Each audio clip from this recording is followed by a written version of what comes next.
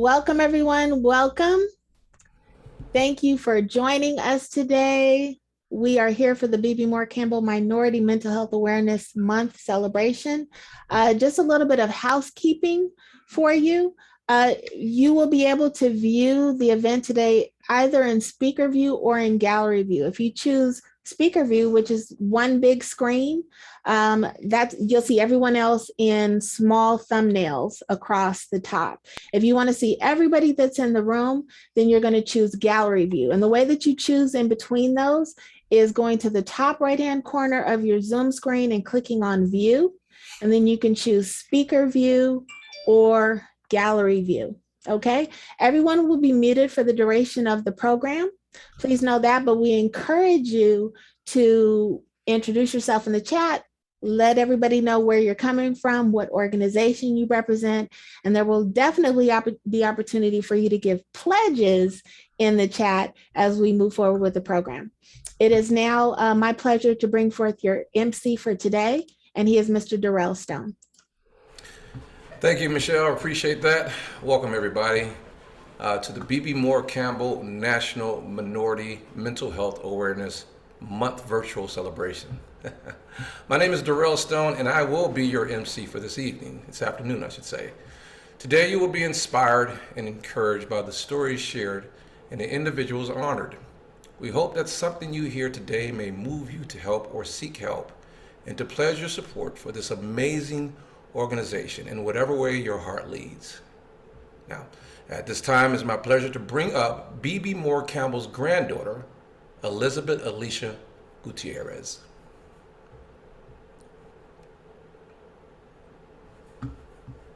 You have to unmute yourself. Still can't hear you.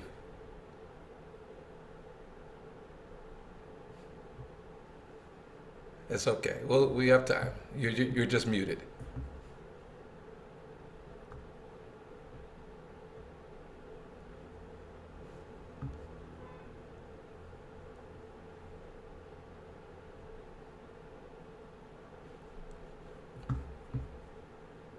You should have an icon in the bottom of your screen, Elizabeth. Yeah, sorry, we had a hard time unmuting. Oh, there we go. Sorry, we had a hard time unmuting. Hello, everyone. Okay. Hello, my name is Elizabeth Alicia Gutierrez, very proud granddaughter to the late Elizabeth Bebe Moore Campbell. We share the same first name and also both go by our middle names. The month of July has received recognition from the United States Congress as the Bebe Moore Campbell National Minority Mental Health Awareness Month. All over the country and even the world, people are celebrating the contributions of my grandmother. She was an award-winning, acclaimed journalist and author, and she was also well known as an advocate for mental wellness. My grandmother would be so happy to know that all her hard work has been recognized and that a month has been named in her honor. Thank you all for joining us today, and I know you will enjoy the program. And back to the MC.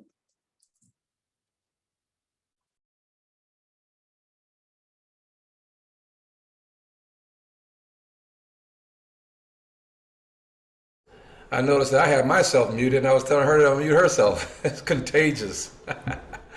All right, guys. Thanks, Elizabeth. I appreciate that. It is now my pleasure to introduce the Board of Directors of the National Alliance on Mental Illness, NAMI Urban LA.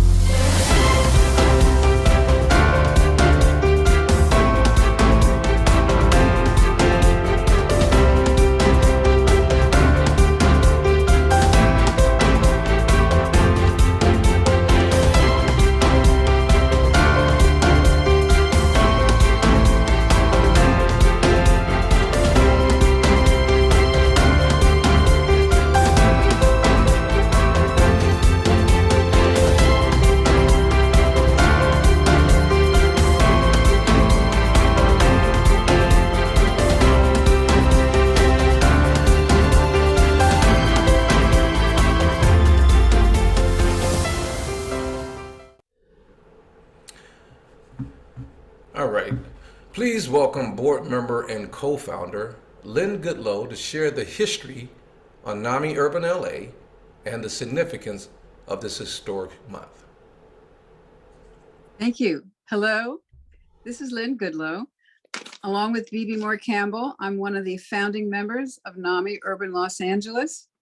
We organized our chapter in 2003 with a specific mission to educate, support, and advocate for persons with mental illness and their families in communities of color. Within the last several years, we have extended our services not only to the underserved African American community, but also including Spanish-speaking and Korean-speaking communities. Prior to her untimely passing in 2006, Bebe had written acclaimed literary works which raised awareness to the plight of those struggling with mental illness, now known as disorders of the brain. Bebe's tireless advocacy to bring attention to mental illness among people of color served as a catalyst for the recognition of this historic month of July. In May 2008, through the efforts of colleagues and friends, the 110th Congress of the United States of America passed a bipartisan House resolution, number 134, designating the month of July as the Bebe Moore Campbell National Minority Mental Health Awareness Month. Let me mention a few facts about mental illness. It's one of the leading causes of disabilities in the United States, affecting 1 out of 4 families. Racial and ethnic minorities are less likely to have access to mental health and often receive a poorer quality of care. These populations are in need of culturally competent mental health services. Of note, only a small percentage of African Americans receive mental health services, yet a greater percentage refuse to accept any treatment. Treatments, whether it's medication, therapy, or group work, are often regarded as the last resort. This viewpoint is due to the stigma that's associated with mental illness. We must remove the stigma. Through her dedication and commitment, Bebe Moore Campbell sought to educate communities of color to support mental wellness through effective treatment options, access to quality mental health services, and community outreach. So today, not only are we celebrating her legacy, but we will also celebrate her legacy in years to come. And now we will hear a message from Holly Mitchell, Supervisor of the 2nd District. Hello. On behalf of LA County's 2nd District and the Board of Supervisors, I'm proud to represent. We are honored to highlight the important work of the National Alliance of Mental Health Urban LA. Thank you for continuing to raise awareness of the importance of mental health care and the legacy of Bebe Moore Campbell. As you know, July is Bebe Moore Campbell National Minority Health Awareness Month. And since 2008, the 2nd District has acknowledged this month with a proclamation.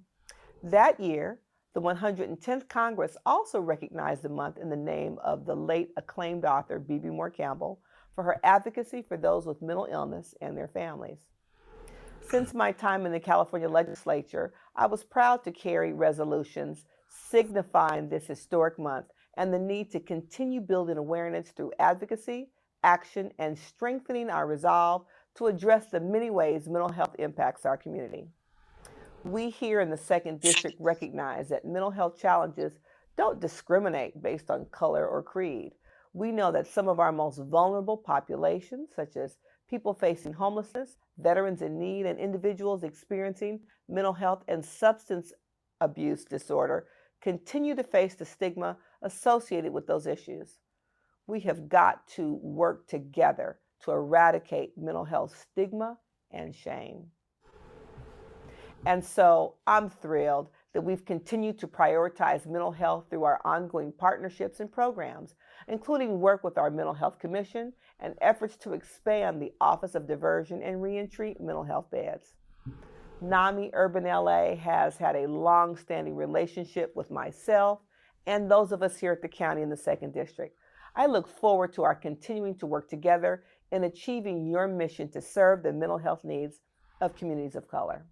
It's my honor to commemorate the Bebe Moore Campbell National Minority Health Awareness Month. Thank you, NAMI Urban LA, for your service, and most importantly, your impact. Thank you, Lynn and Supervisor Mitchell.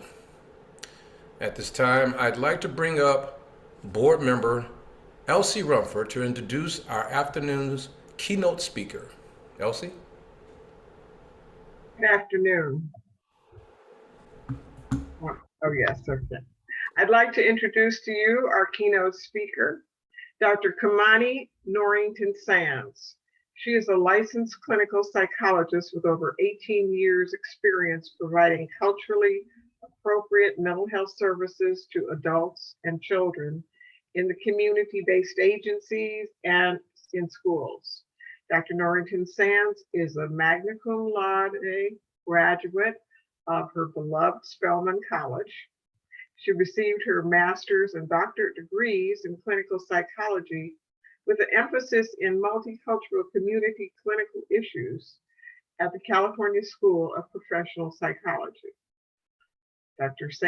Norrington Sands focuses on individual and collective healing so that clients may be live a fulfilled life. She promotes a range of services such as a healing job coaching program. Also, she is the author of Butterfly Landing, a book describing the healing journey of a Black girl who has experienced sexual abuse. Welcome, Dr. Norrington Sands. Thank you, Elsie, and thank you to NAMI Urban for this invitation. I am very honored to be here today. Today, we're going to be talking about psychological first aid, which is a way that we can support our mental health.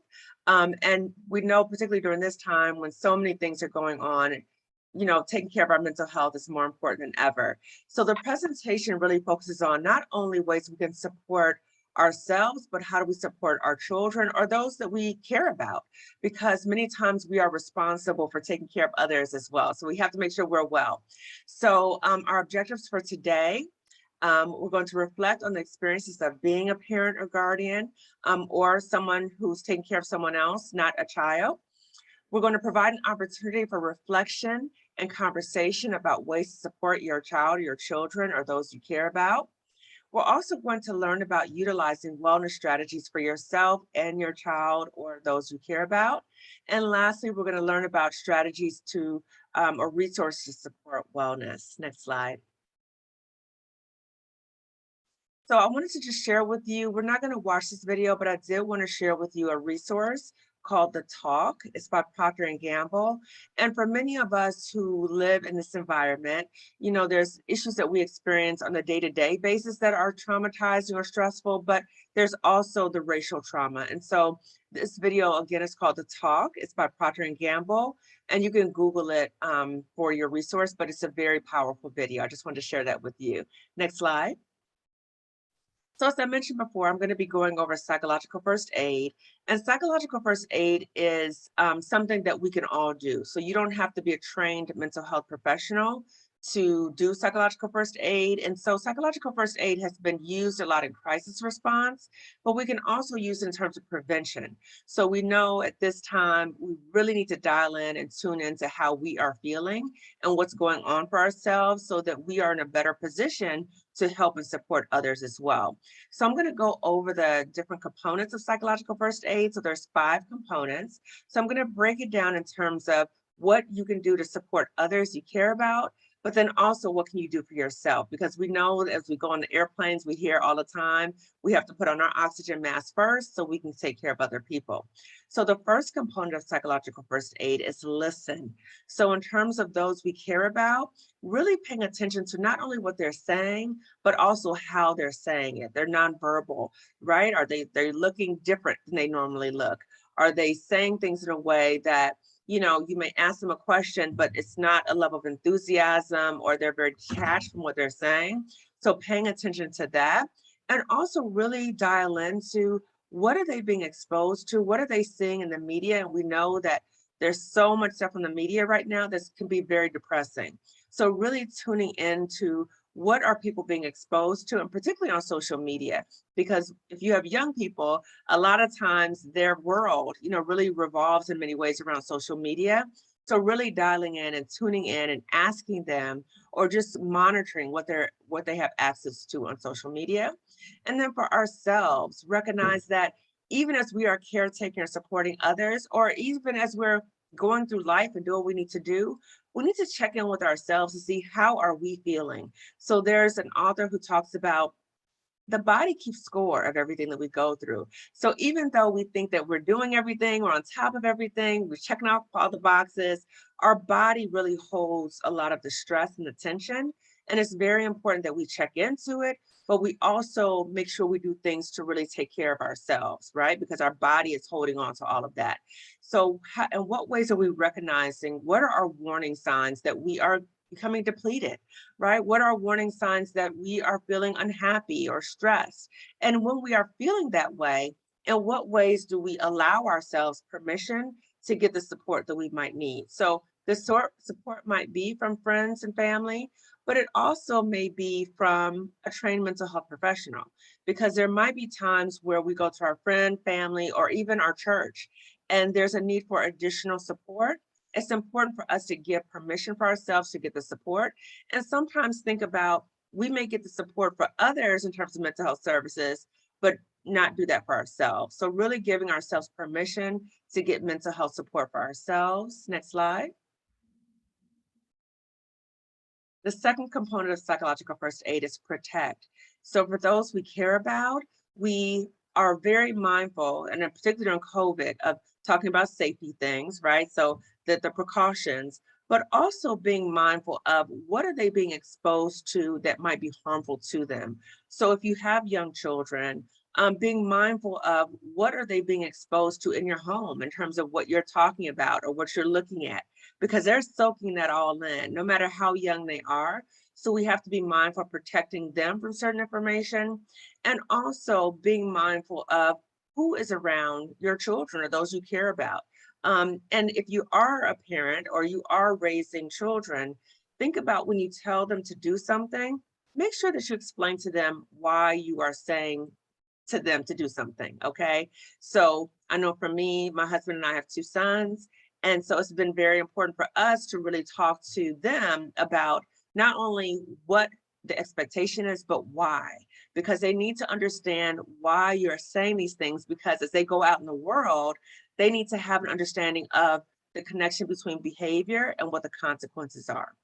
And then for ourselves, how do we also take care of ourselves in terms of filtering out those things that kind of bring us down, right? So those things that stress us out, or those things that kind of wear out our energy, be mindful to kind of filter that out as much as possible. If you're watching somebody or following somebody on social media, and it makes you feel bad every time you watch their posts or stresses you out, please don't look at those posts, okay? Or limit your time on social media. Also, make sure that you have boundaries in terms of, there's sometimes people that we want to help, but they drain our energy. Maybe they're going through something. Maybe limit the amount of time that you engage with certain individuals, and make sure that you replenish your energy also, because sometimes, again, we can feel totally drained to the point where we are physically and mentally exhausted. And lastly, it's important for us to maintain healthy relationships in our own lives as well, to protect ourselves. Next slide. The third component of psychological first aid is connect. So for young people that we care about, or anyone we care about, just make sure that we are mindful of what are the messages that we're saying about other people who do not look like us, or other people who do look like us, right? So what is the love of compassion that you are really nurturing for those you care about?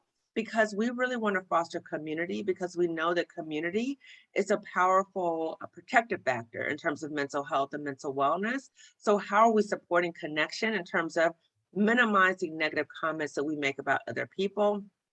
And also in terms of connection, are we helping people to identify what are the strengths that you see in other people? Like, how do we uplift other people also as we are uplifting ourselves? And in what ways can we involve ourselves in community activities such as NAMI Urban? So it's very important not only that we have a sense of connection in terms of checking in with one another, but also how do we have that sense that we are a collective and that we're all in this together and our well-being is dependent upon one another, right? So, you know, in terms of I am because we are, right? In terms of the African philosophy, that we need to understand that we are all interconnected.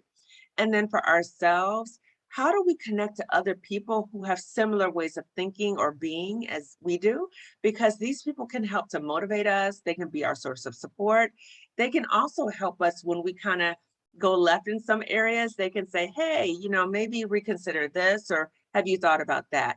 And these people might be the ones that we go to. Maybe we don't want to tell certain things to our loved ones, but we might feel more comfortable connecting to other people who have similar life experiences.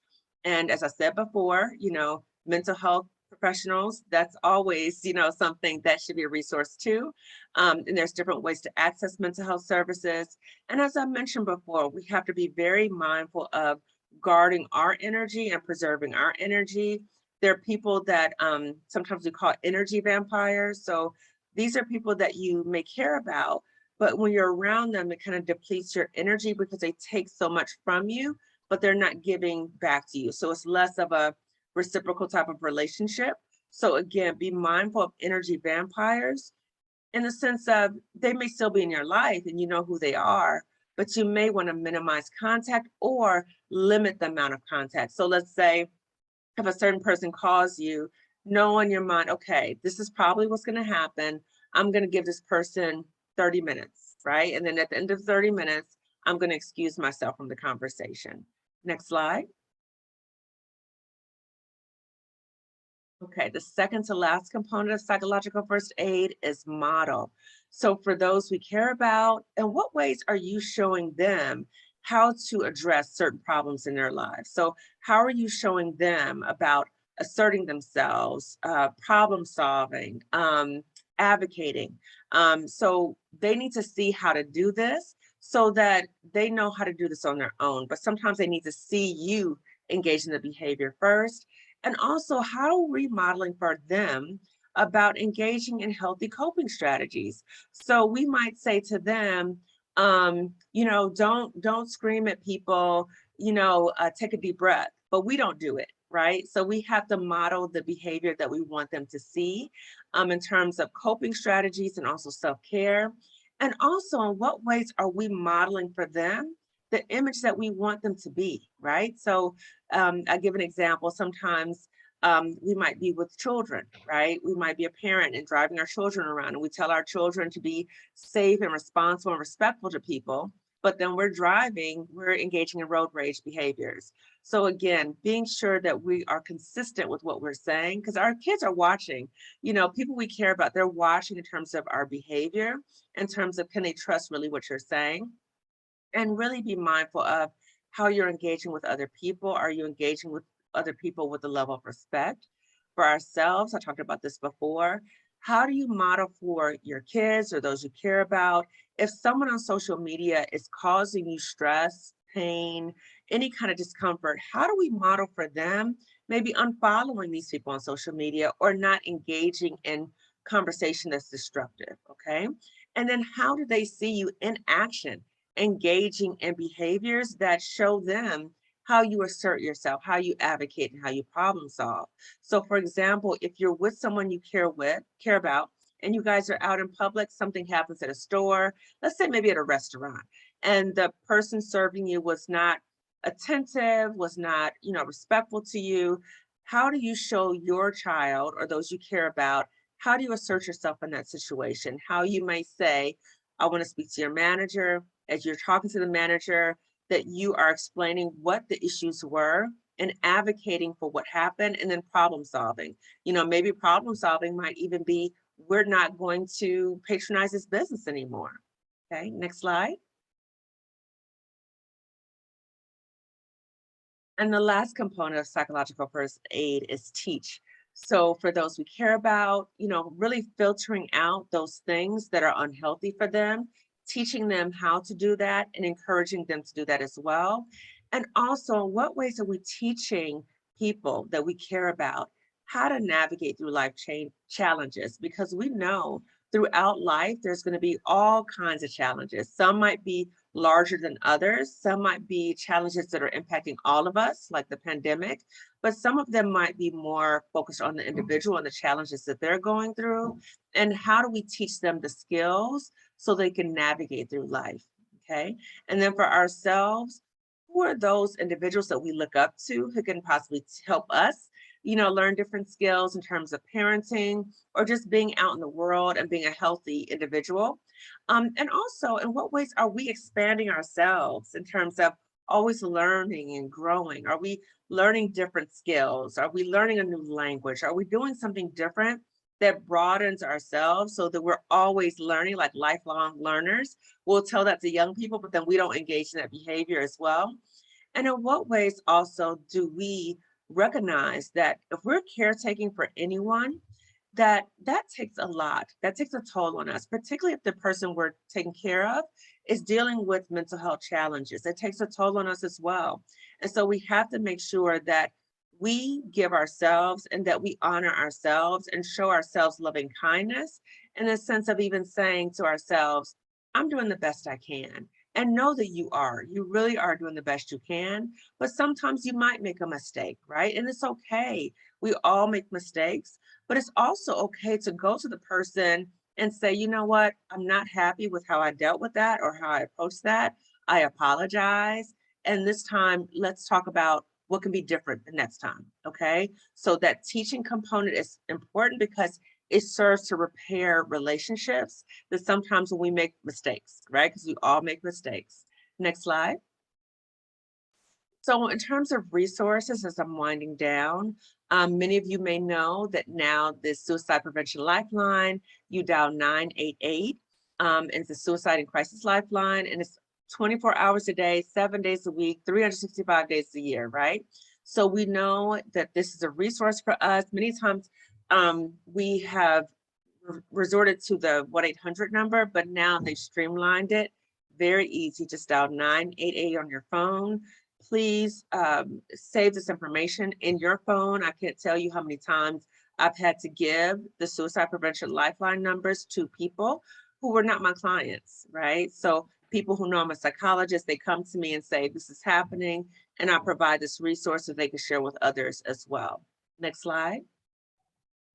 Additional resources. There's a book called Grandmother's Hands, Racialized Trauma and the Pathway to Mending Our Hearts and Bodies, which talks about, as I mentioned before, we hold stress and tension and trauma in our bodies. And it's important for us to recognize in what ways does that show up in our bodies? How are we recognizing when we're experiencing stress or toxicity? Because it's important for us to release that so it doesn't have a negative impact on our physical and mental health. And then I also mentioned, made reference to the author that talks about the body keeps score. The body is holding on to all that we're going through. Even though we're able to accomplish certain things, the body is keeping track and taking score of everything we're going through. Next slide. So in closing, I want to say thank you to NAMI Urban LA. This is my contact information here if anyone would like to contact me or ask me questions. Again, Dr. Kamani Norrington Sands, licensed clinical psychologist, owner of Lifting As We Climb Consulting. So I just want to say to you again, psychological first aid is something that we've used a lot in crisis response, but it's also a way for us to support our well-being, our wellness on an ongoing basis, not only for ourselves, but also for other people. And really to keep in mind the importance that we have to preserve our mental health so we are in the best position to help other people that we care about. So again, I want to thank you, NAMI Urban. Outstanding. Well, thank you. Thank you, Dr. Norrington Sands. I thought you presented some really helpful strategies, wellness strategies. Particularly, I was thinking of noting verbal and nonverbal behavior of folks. We really need to pay attention to that. More other warning signs. And I think it's really helpful to foster community strength. Sometimes we pull away from our community with negative thoughts, negative talk. But I think in order to survive with health and happiness, and I think that we need to foster to encourage strength of our community. And lastly, I really appreciate you mentioning our new number to call, 988, when we need help. I think this is a wonderful idea. Again, thank you so much, Dr. Norrington Sands. It was such a pleasure to hear from you. Now I'm going to pass it back to our MC. Thank you very much, Dr. Norrington Sands. Just as a reminder, that was some very powerful information.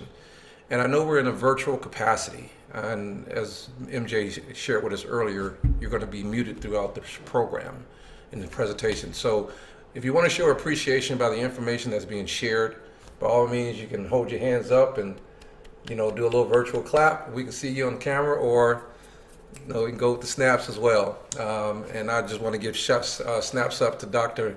Norrington Sands for that information. Very, very powerful information. Thank you for sharing. Yeah, there we go. You guys follow instructions very well.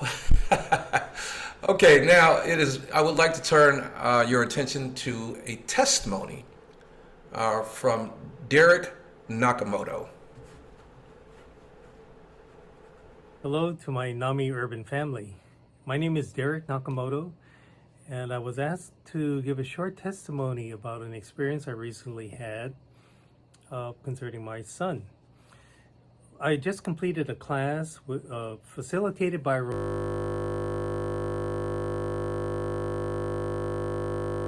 one of the things that they covered was the work that they were doing with crisis intervention training with LAPD and LASD.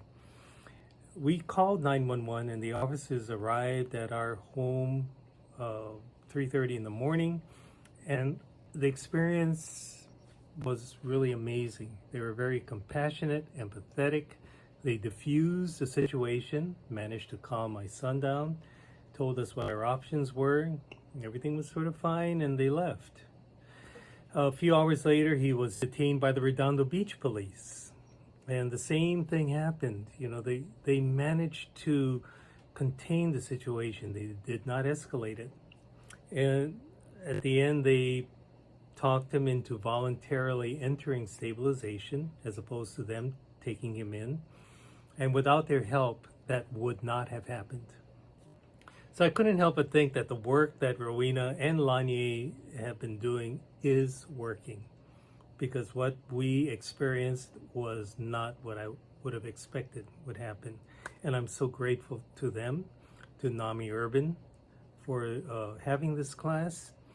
And it's such a difficult road for all of us who have loved ones who are affected by mental illness.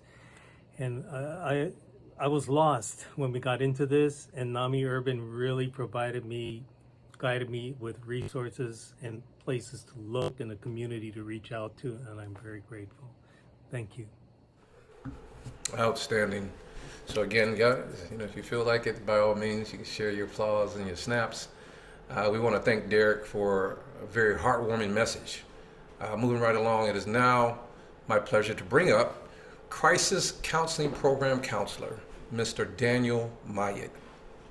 Hey, thank you all. I appreciate that invitation. I appreciate the opportunity to share how NAMI has impacted me in my life and my family's life as well.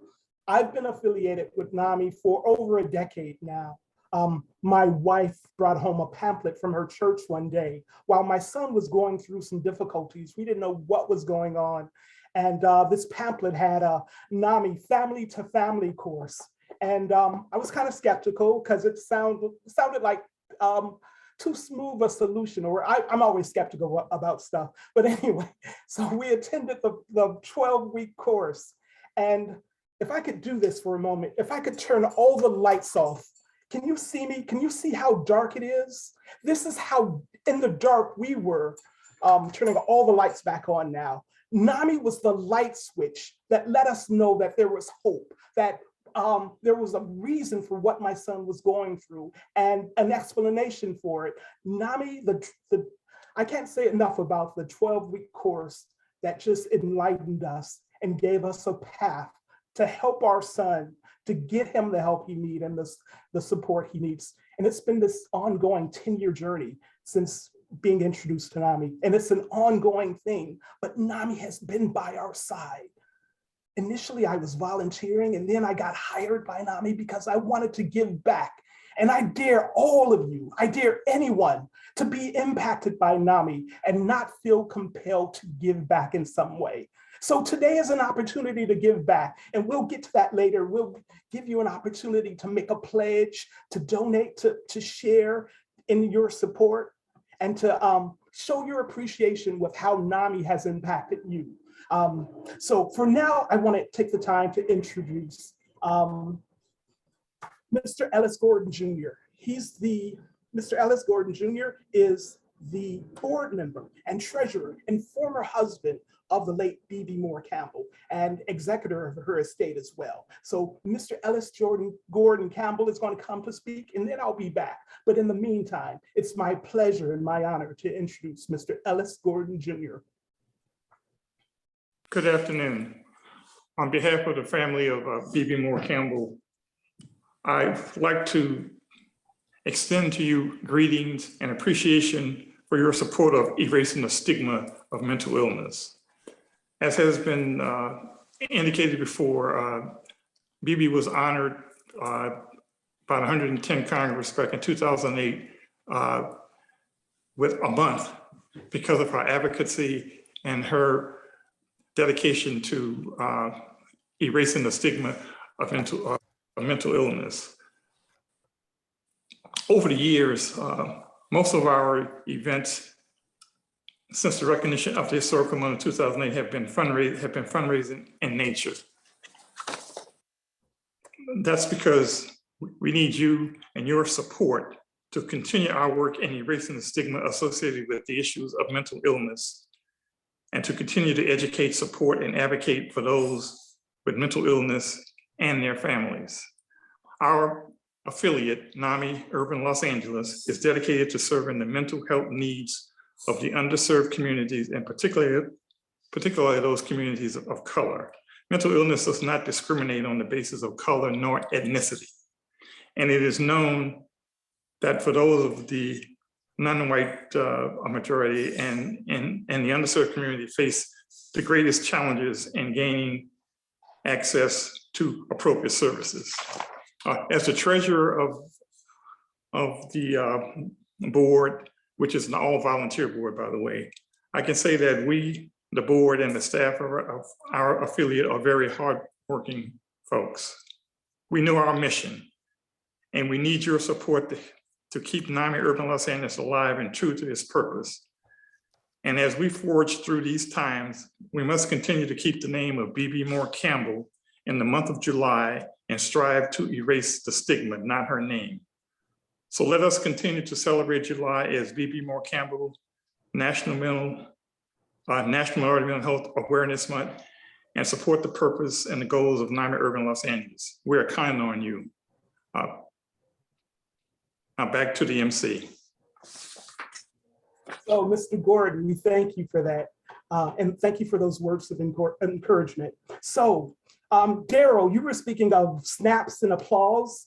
I feel like doing a standing ovation because the Blackman Family Foundation, they've given a donation of $20,000. Can we applaud that? Can we? Yes, we can.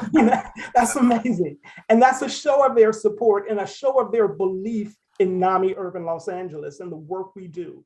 Now, throughout this program, there will be multiple opportunities and means by which you can give. You can call that number at 323-294-7814 number. Or if you're old school, you can put a check in the mail to 4305 Degnan Boulevard, Suite 16, LA 90007.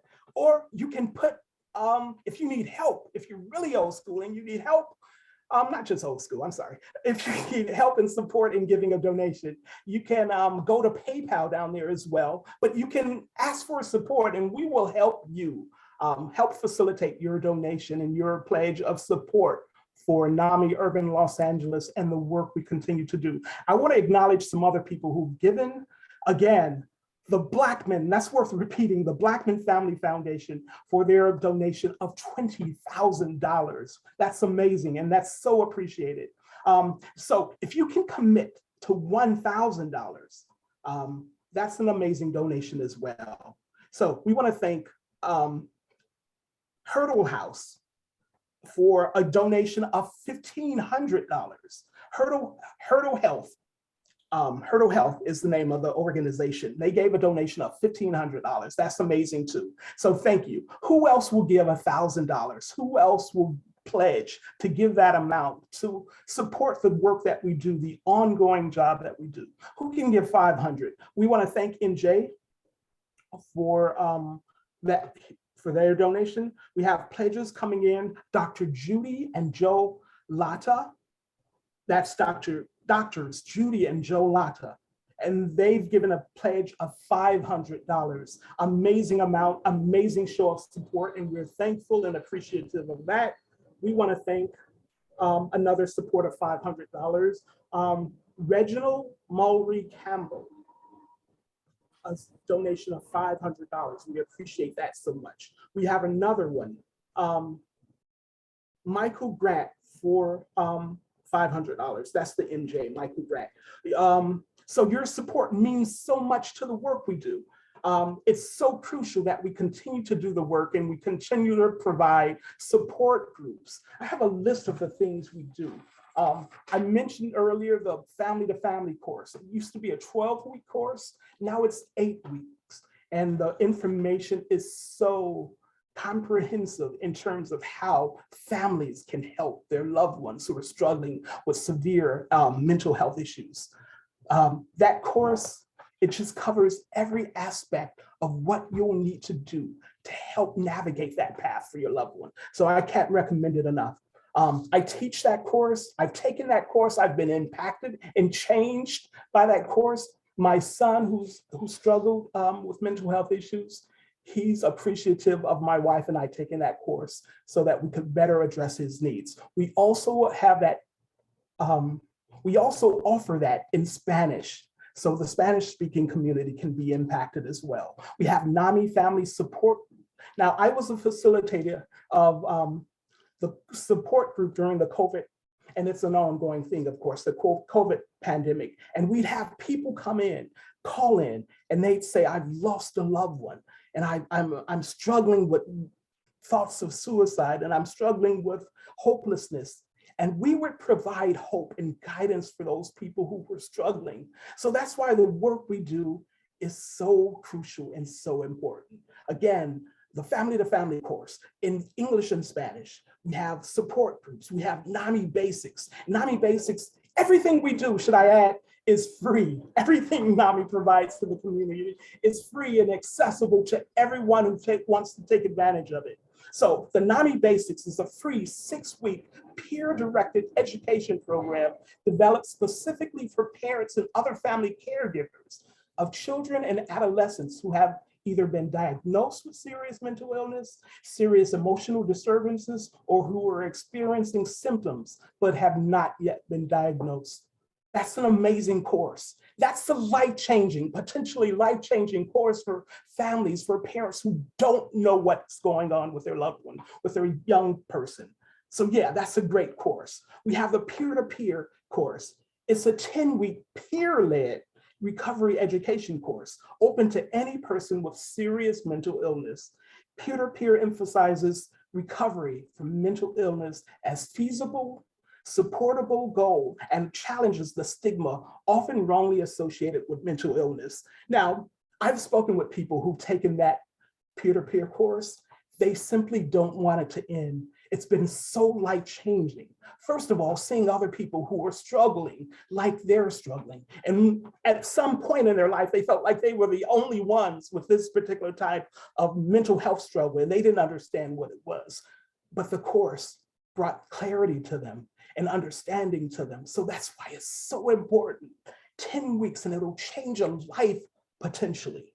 NAMI Connections.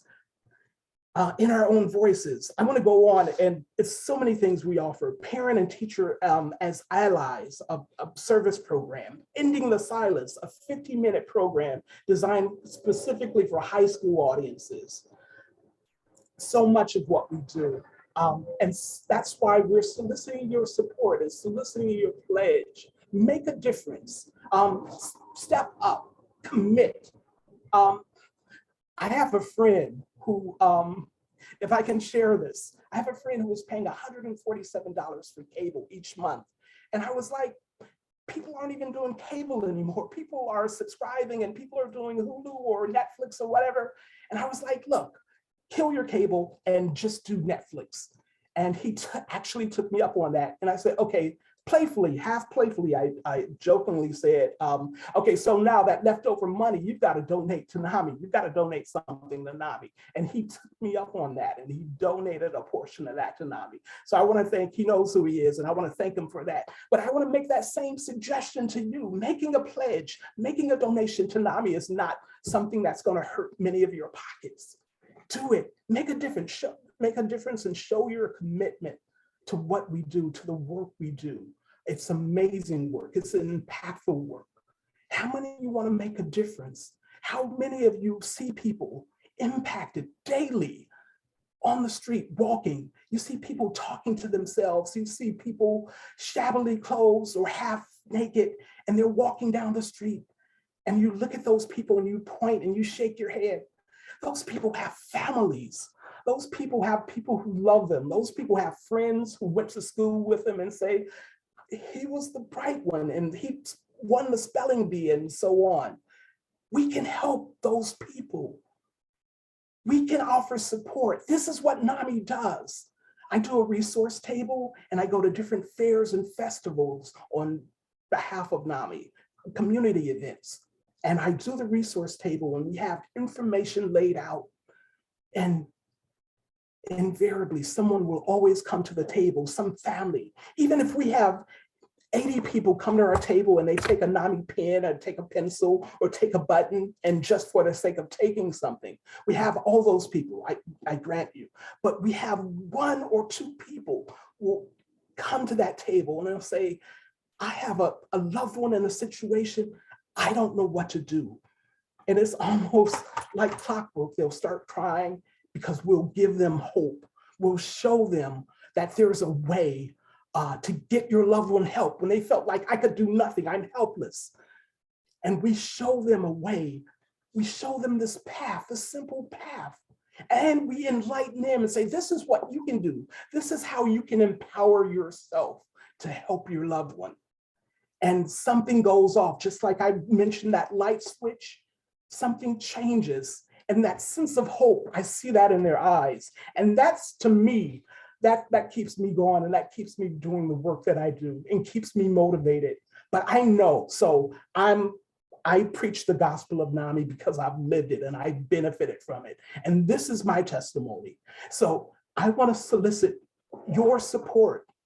I swear to you that the work we do is so meaningful and so important and so crucial and so ongoing. I wish I could say, eventually we'll, in a month or 2 or a year or 2, we won't need NAMI anymore. We won't need to, there'll be no need for NAMI and we'll focus on hunger or some other cause. But no, this is a pertinent, very important, pressing, especially within our communities. So again, I encourage you to give. Again, call that number, that 323 number. Mail in a check to NAMI. Go to PayPal. Pay through PayPal. And again, if you need support in giving a donation, put it in the chat. Let someone know that, hey, I need some help. I want to give, but I don't know how. Someone from NAMI will walk you through the process of making a donation. So I see Mr. Yashado Lane. We have speaker nights. I facilitate the speaker night each month. Dr. Lane, to speak of the caliber of speakers that we have each month, Dr. Lang was one of our speakers. Dr. Lang blew us out of the water in terms of helping and showing and providing practical, and I'm all about the practical, y'all. practical advice to family members who are struggling.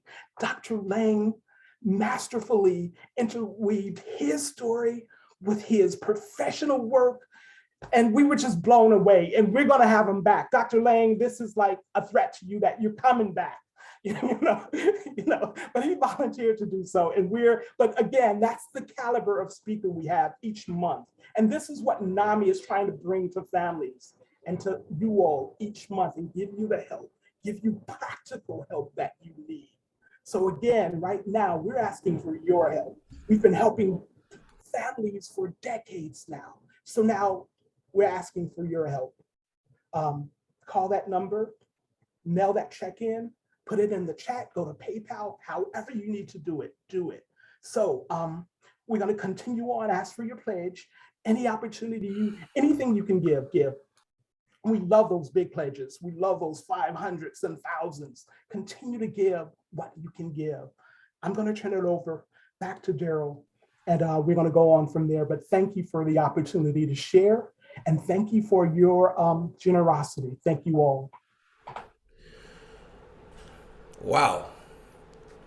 To respect, I mean, as Daniel gave us an amazing story, and shouts out to the old school, as he mentioned, if you need help.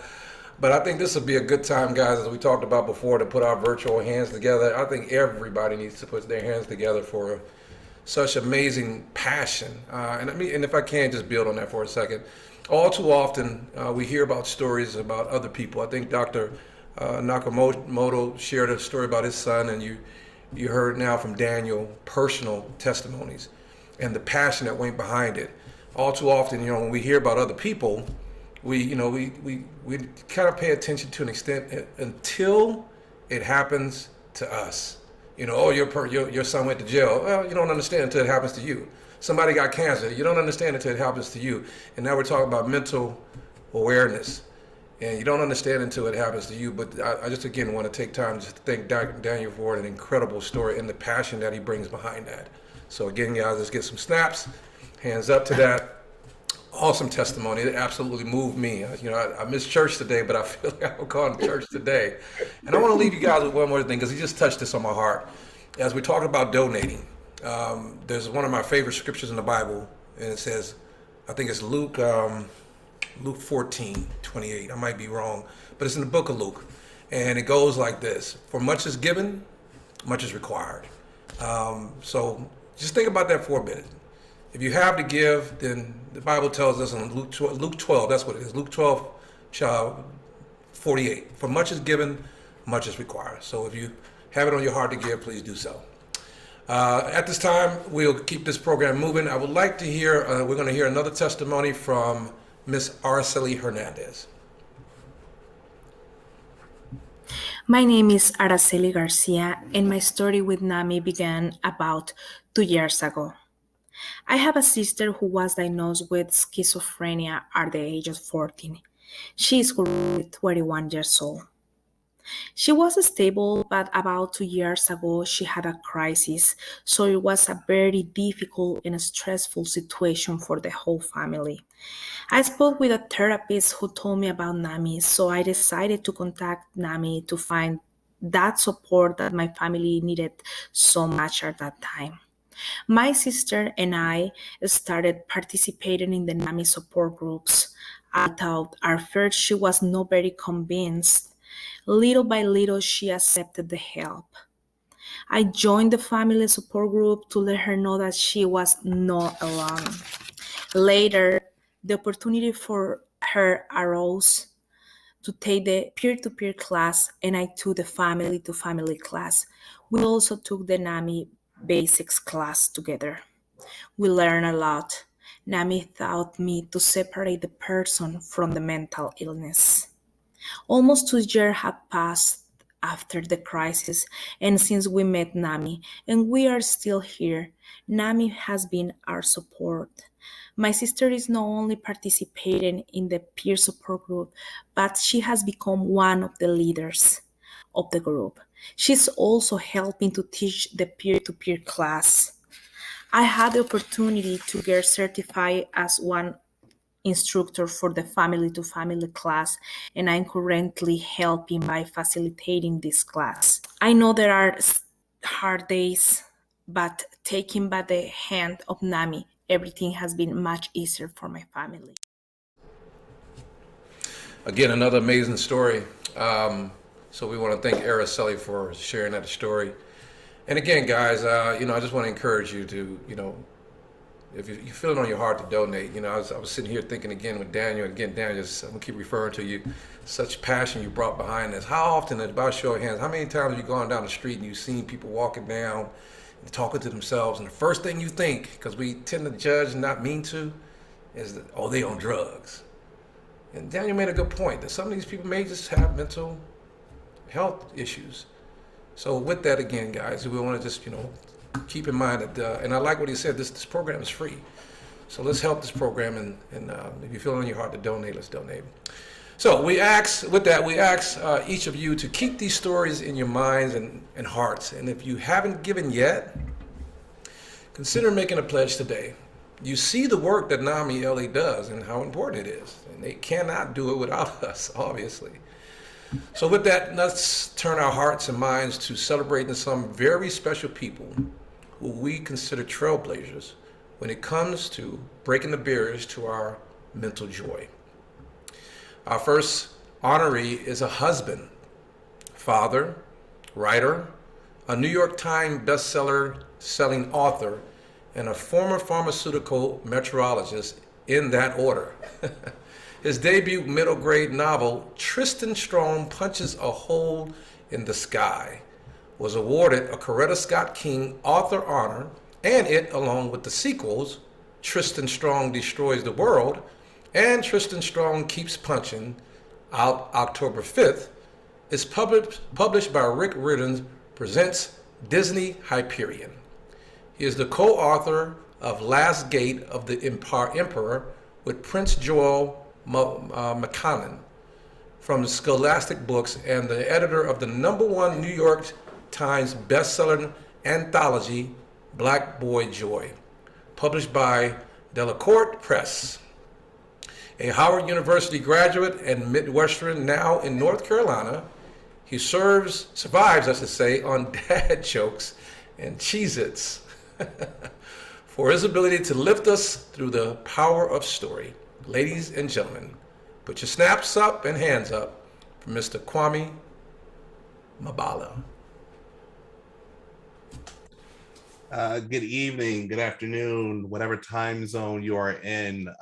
Thank you so much for letting me barge into your lives for this brief interruption. But I truly, from the bottom of my heart, want to thank NAMI for bestowing not only such a meaningful and emotional award on me, but also quite heavy. I as a dad who throws his back out when he sneezes, there was a little some crouch and some strategic knee bends in order to lift the award. But thank you so much. I want to say that mental health and confronting and destigmatizing it is something that I take very seriously in my work, because the destigmatization starts at a young age. In chapter 1 of Tristan Strong Punches a Hole in the Sky, it was important for me to put that on the page. Tristan, each of the books in the Tristan trilogy deals with an emotion and the unhealthy and the healthy ways that different people process that emotion. In book 1, it was grief. In book 2, it's trauma. In book 3, it is anger. And in the very first chapter of book 1, it was important for me to say that Tristan has gone through a traumatic experience. He lost his best friend. He is grieving. He does not know how to process these emotions.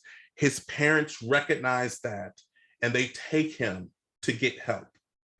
And in the book, his counselor, they play Madden together, and they talk through issues.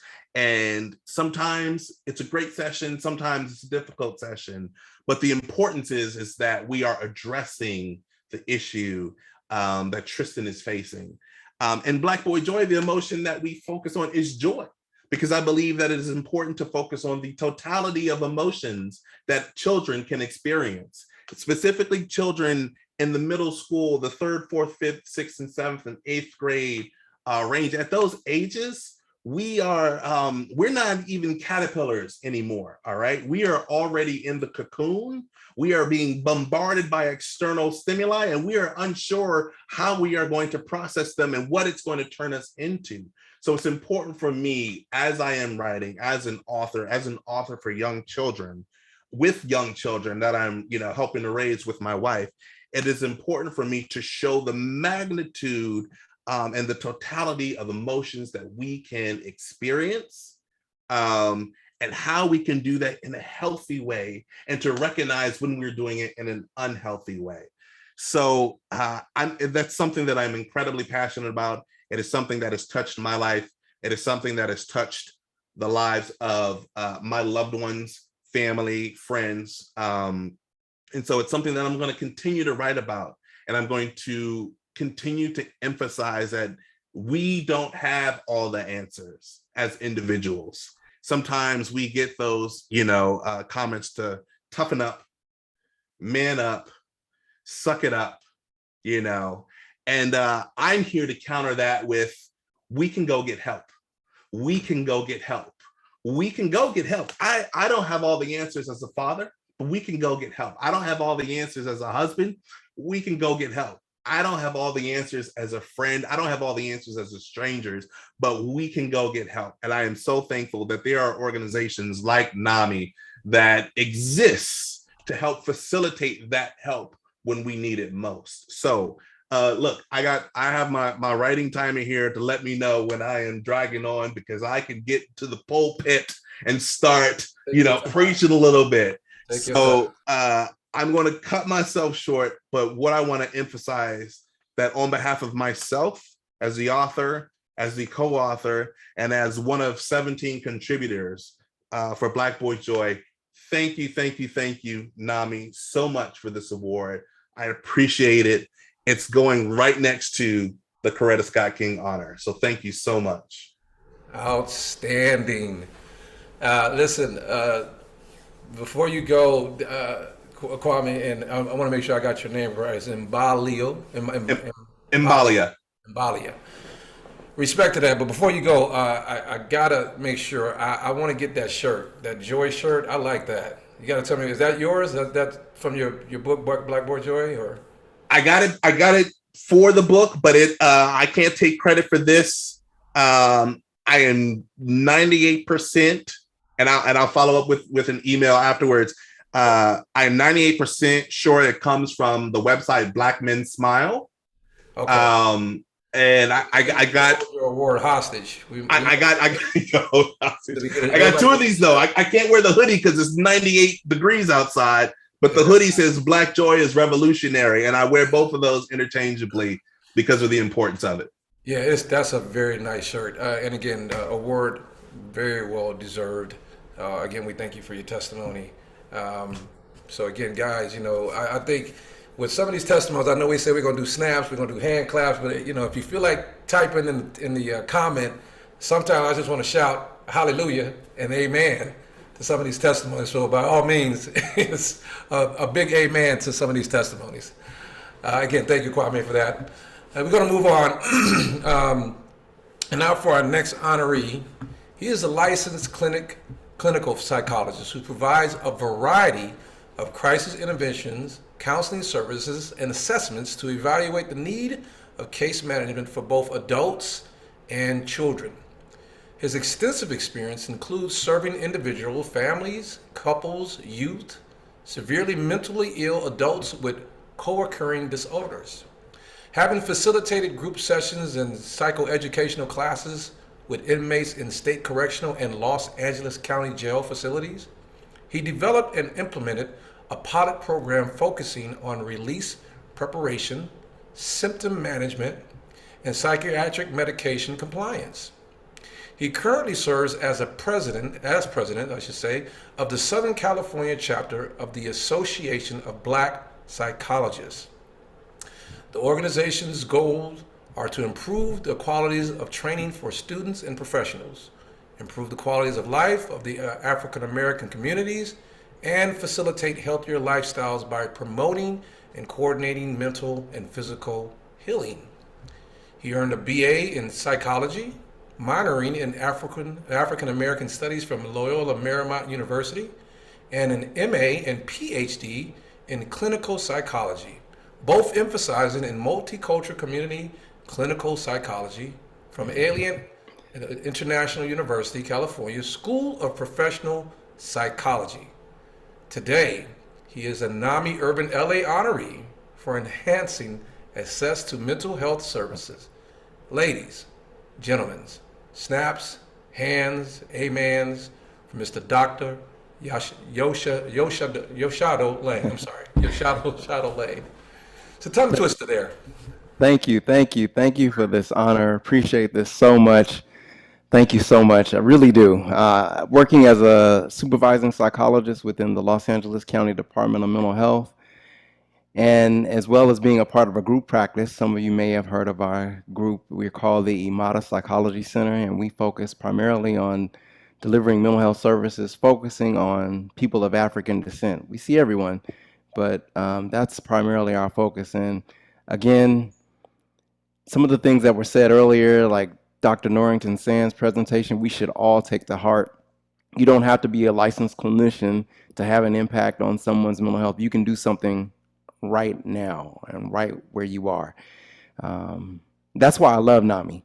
NAMI is just so incredible for that, and just to be informed and educated on what mental health and wellness can be. It truly takes a village to have an impact. You know, mental health starts with you. It begins with me. It begins when we ask ourselves, how am I? How am I doing? How do I see myself? How do I see the world? How do I see those around me? It truly takes a holistic approach, mind, body, and spirit. And just to bring things full circle, I don't have my award here with me. I just got back in town. I was doing some self-care on my own and traveling, and it's been great. And I just want to, events like this, I just want to say are great and encouraging and impactful because it helps me recharge, folks like myself recharge and fight this good fight. And that's why we need NAMI. That's why we need folks like yourselves to donate, support, encourage, and being an upliftment and a source of inspiration to others. Again, I appreciate all that you've done and what you're doing. I appreciate everyone here. The honor is truly, I'm humbled by it. And I look forward to continuing to fight the good fight. And I appreciate you all. Thank you so much. Keep on keeping on. There we go. Hands up, snaps up. Thank you, Dr. Lane, for your tireless work in the community. Appreciate it. Again, another award, very well deserved. As we continue to move on with the program, our final honoree represents California's 25th State Senate District, which stretches along the 210 freeway from Sunland to Hunga to Upland. He proudly represents the Rose Bowl, Jet Propulsion Laboratory, Griffith Park, Warner Brothers, Disney, Caltech, and the Claremont Colleges. Supporting public education, mental health, and sensible gun control have been priorities during his time in office. His accomplishments include increasing funding for special education and the K-12 local control funding formula. He has authored legislation that created California's umbilical cord blood collection program, pushed back school start times for middle and high schools, banned the open carry of handguns on Main Street, California, raised the purchase age of firearms to 21, and placed a suicide hotline number on student identification cards. In addition, his efforts have created a science fellowship in the state capitol, and established a unique partnership between the University of California and historically black colleges and universities. His prolific legislation includes the recently passed Senate Bill 224, requiring all students in California to receive age-appropriate mental health education from qualified instructor, grades 1 through 12. He currently serves as the chair of the Senate Appropriation Committee and is honored today for leading through innovative legislation. Once again, ladies, gentlemen, snaps, hands up for Senate Anthony J. Portatino. Well, thank you very much for having me this morning. And as you know, NAMI is an outstanding organization, and it's just great to be here with NAMI Urban LA and to listen to the fellow nominees who I send my congratulations. You know, we're all in this together. Mental health affects every family, every generation, doesn't care where you live, where you work, where you're from. Everyone struggles with mental health in their family. And so my job as a legislator and as a dad is to try to destigmatize mental health and work in a partnership with NAMI. As you've heard, there's been a number of legislative highlights trying to teach kids about mental health. One of the observations I've made having two daughters a decade apart is that this generation deeply cares about each other. They're much more nurturing than past generations.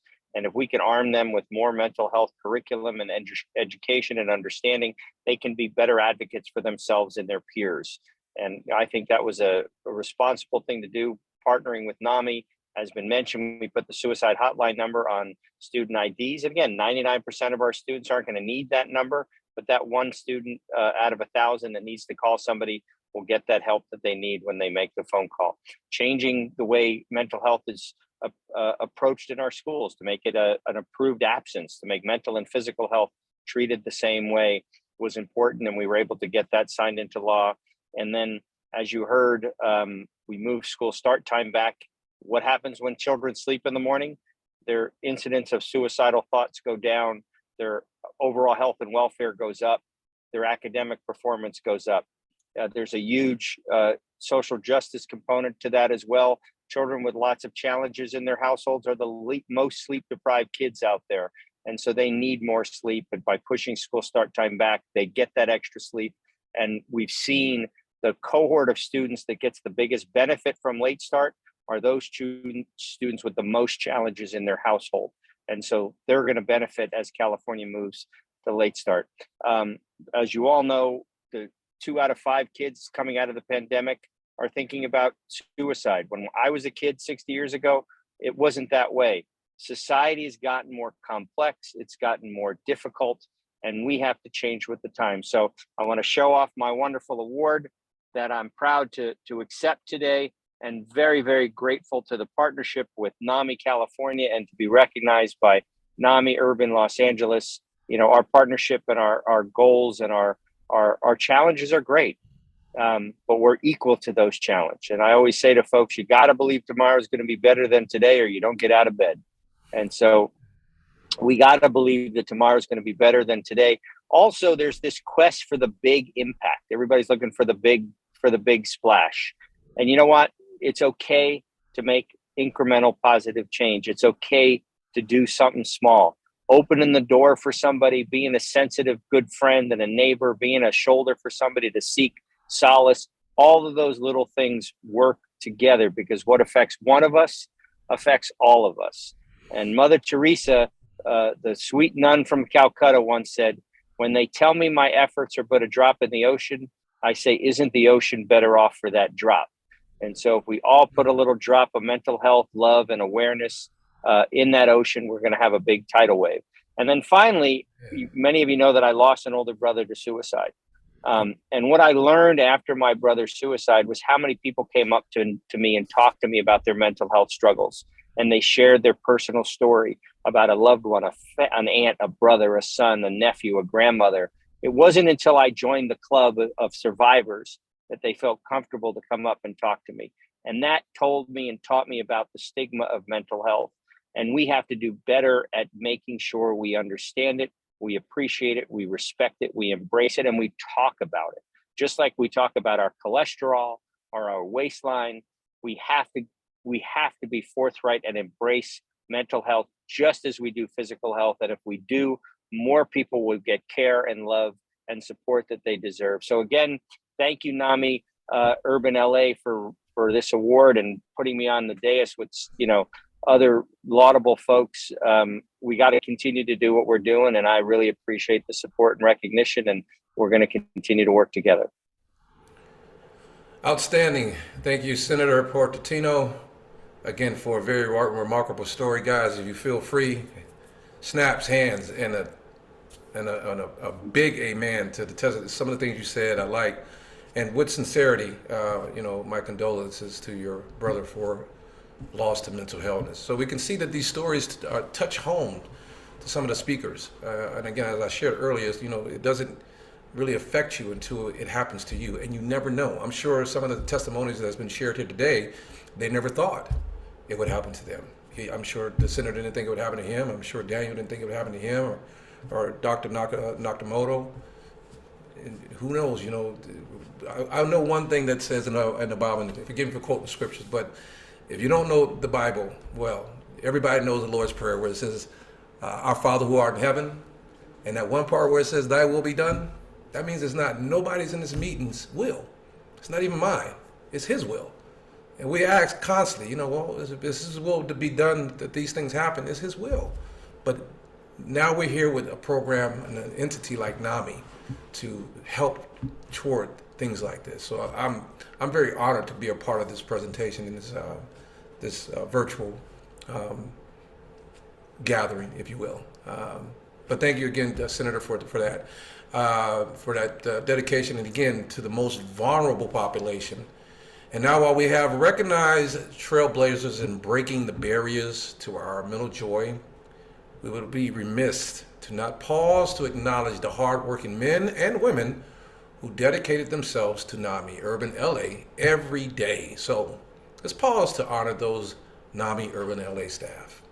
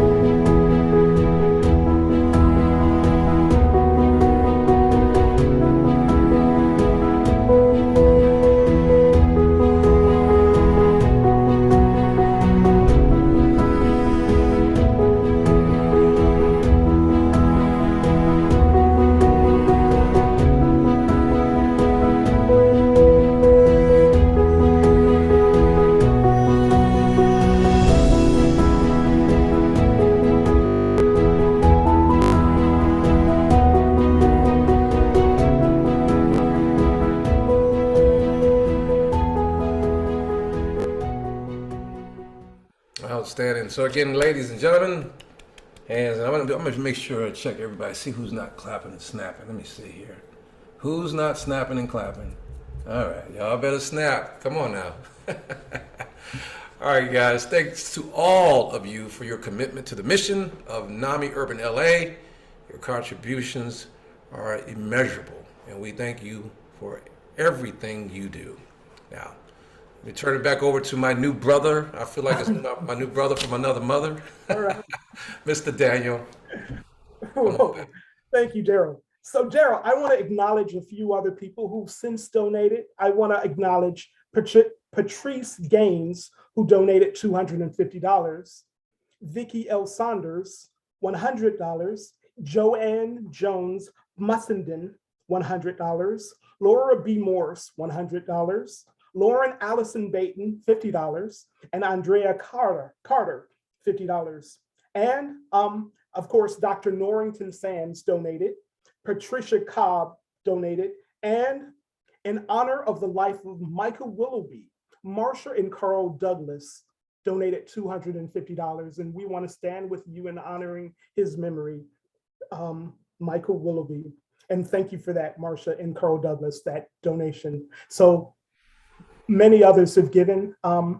Continue to give, continue to pledge, continue to call that number, continue to write those checks to mail in, continue to access it through PayPal, and continue to put in the chat if you need help in making that payment, so that we can get the contributions in and get the support in that's necessary to continuing to do the work, for us to continue to do that necessary work. I want to mention how in June, I was at the Pride Festival. I was doing a resource table at the LA Pride Festival, and that's a 3-day weekend celebrating the LGBTQ plus lifestyle, and just everyone comes out. It's in West Hollywood, and the whole community seemingly comes out, and it's music and it's festivals and it's everything. And we had a resource table there, and we were sharing information on NAMI Urban Los Angeles and what NAMI does in other communities as well. So anyone who wants help, we were telling them what NAMI does. And we'd see people come to our table. Groups of friends would come to our table, and they saw the literature on the table, and they saw information on suicide and anxiety. And together, we'd see, they joke and they'd say, oh, he needs the information on suicide because it makes me want to kill myself, or he's so anxious, he needs that information. There was a lot of joking going on. And then on 2 occasions, people separated from their group and they came back to our table, and they said, I need help with that information you have on suicide. Tell me more about that. And we know the statistics. And I thank Senator Portantino for sharing the statistics. And I think the speaker also shared, and Dr. Goodloe shared statistics on suicide, information on how young people, I read a statistic that young people as young as 9, since the pandemic, that the age is lowered. Young people as young as 9 years old, especially in our communities of color, are killing themselves. And Daryl, I'm going to be consistent. You were quoting scriptures. I'm going to quote a scripture that's one of my favorites. Galatians 4:16. It says, do I now become your enemy because I tell you the truth? Because I speak the truth to you, do I now become your enemy?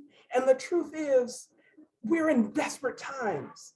Senator Portantino pointed out that these are desperate times, and young people are being afflicted, and people's lives are being lost, and people within the LGBTQ community and other communities who are ostracized, traumatized, and marginalized, they're being impacted. And we have an opportunity to give. So the bottom line is, we can do something. Do something today, you all. I just ask that you all give. Take the time to give. Call that number. Do that. Put that check in the mail. Pay through PayPal. Put it in the chat that I need support. I need help in making a payment, making a donation.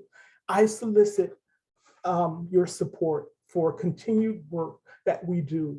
You know, this whole program has just sang the praises of what NAMI does, and we've met the board members, and we've met the workers, and we've met people who are committed, who know the effectiveness of the work we do. So you know, you're believers now. Now show your support, put your money where your mouth is. So yeah, I want to thank you all for the opportunity to share my testimony and share what NAMI has done for me. Now, if it's done anything for you, I ask that you give. And I thank you all again for this opportunity. Thank you.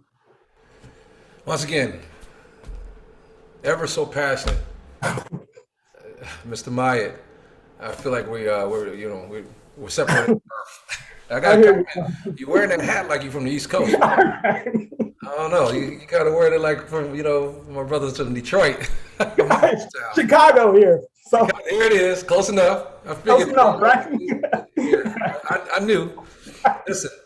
On that note, before I bring up the next person, as he talked about giving. Again, I hate to do this, guys, but the Bible says this: give, and it shall be given. Pressed down and shaken. You know that. You all heard that. Come on. Even when you was paying attention, you was falling asleep in church. You remember that scripture. So, and what I see, and I'm gonna just challenge everybody, because I feel very, as I mentioned earlier, when you feel moved to give, if it's placed on your heart to give, and earlier I said I was gonna give some, and it's been placed on my heart to give more. But what I see right now, and I'm gonna move on, I see a little over 60 people in this virtual meeting. And I'm just put it out there. If everybody just gives $100, me included, because I'm part of the 60, that's $6,000. Let me move on. I'm gonna put it out there. I'm just challenged, so snaps up. Don't shoot the messenger. God said, "Give, and it shall be given." So once again, thank you, Daniel, for that. And before we move on, just please give our attention once again to Mr. Ellis Gordon. And I would like to thank everyone for your generous support in supporting what we do at NAMI Urban Los Angeles. It is important work, and it's work that needs to be done.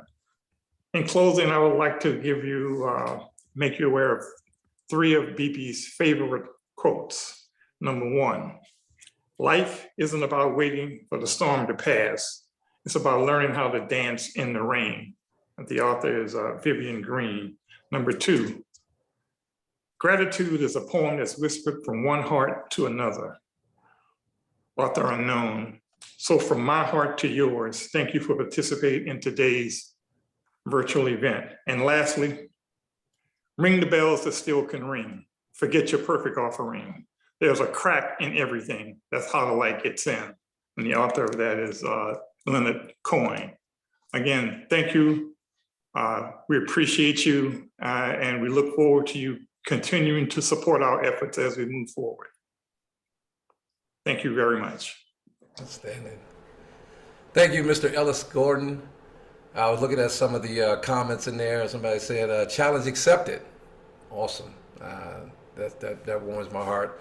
And somebody said, Chicago representing, huh? Listen, guys, it's been, I have to be honest, it's been an honor to be a part of such an amazing group, NAMI Urban LA, in this presentation. I truly feel more educated than I was before. I feel like I got to make sure that Mr. Kwame does not get out of this meeting without giving information on that shirt. I need that shirt, like ASAP. And again, to my man, my new brother from another mother, Mr. Mayat. I'm going to find a way to reach to find you. I'm going to talk to MJ to get your information. But again, guys, thank you for participating. That concludes our program.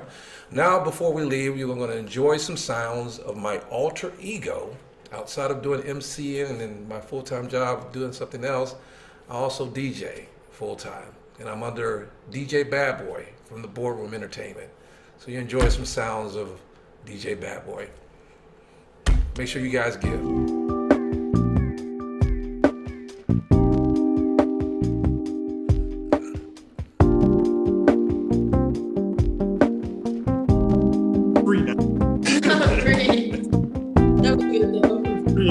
Free at last.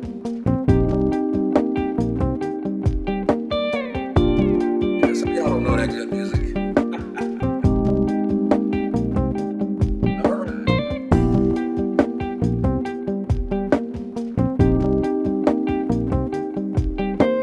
Again, let me stress, as you leave this meeting, give. Support such an outstanding organization. Peace and blessings, everybody. Have a beautiful day and be safe.